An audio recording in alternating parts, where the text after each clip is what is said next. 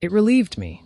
I barely noticed as a fiery sky descended into oblivion consisting of twinkling, minuscule suns, and as the sounds of the hospital dimmed to the ticks of clocks and the beeps of machines. I just lay in that bed, trying to make sense of my thoughts. As the drugs to numb the pain pumped through my veins, I could feel my mind slipping away, its clarity hiding behind fog. Like paint being brushed onto a turbulent canvas, I knew the portrait I wanted to make, but every thought was scattered and unrecognizable. For hours, I stared at the casts around one of my legs and around one of my arms, and the lead pipe protruding from my chest, just a few inches from my heart and into my right lung. Weeks have passed since the accident. The doctors are petrified, mired in inaction. I debate whether they are not experienced in dealing with my condition or want to extort as much money out of my parents as they can. They do not even have the decency to check on me anymore. I have not seen any glimpse of human life, except for the occasional nurse that comes to empty the tubs containing my waste, to feed me, to refill the medicines, or to check on the machines. I have been reduced to nothing more than a vegetable.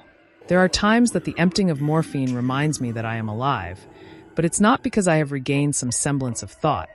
It's because the pain causes me to languish in crucifixion. This is my pandemonium, my ultimatum. I can bask in the limbo of having no pain and no thought, or to regain my humanity, but I have to writhe in perennial anguish.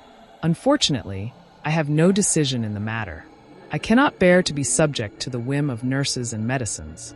One thought burst through the wall of ambiguity that the medicines had so brazenly enacted. I wanted to die.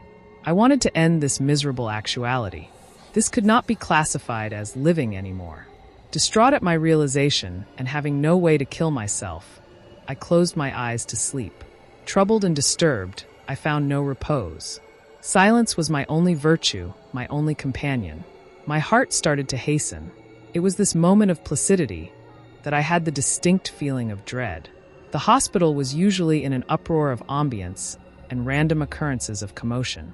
Opening my eyes, I was immediately fixated on the figure standing, floating outside my room. Its gaunt, tall face and gray, dismal and deep-set eyes were offset by blackened, cracked lips. Clad in a tight-fitting, tattered robe, it almost looked human, except for the claws it clicked together to taunt me. All sound returned in an upheaval as this creature took a step onto the white, tiled floors. I was completely helpless as it advanced towards me. The casts and IVs impeded movement, while the tubes that helped me breathe and put food into my stomach muffled my attempts at screaming. It is almost as if this thing knew just how impotent I was, for it smiled, causing blood to peek out from the cracks of its lips as I struggled minutely. I am doubtful that if I wasn't powerless, that it would have not shown itself to me. If I had any grain of strength to my name, it would have taken me during my sleep. It was, after all, the perfect hunter, silent, unremorseful, and knew exactly when humans were their most exposed in their slumber. When its outreached hand was laid onto the bare skin above my heart, I could feel life draining from me. My eyes grew heavy, breath eluded me, and my heart loitered to an almost dead stop. In that instant, as I died, I knew it had come to relieve me of my suffering. Not because I asked, but because as it drained life from me, its lips began to heal, its eyes brightened, and its once pale skin returned to a healthy color. It had come to relieve me to cure itself.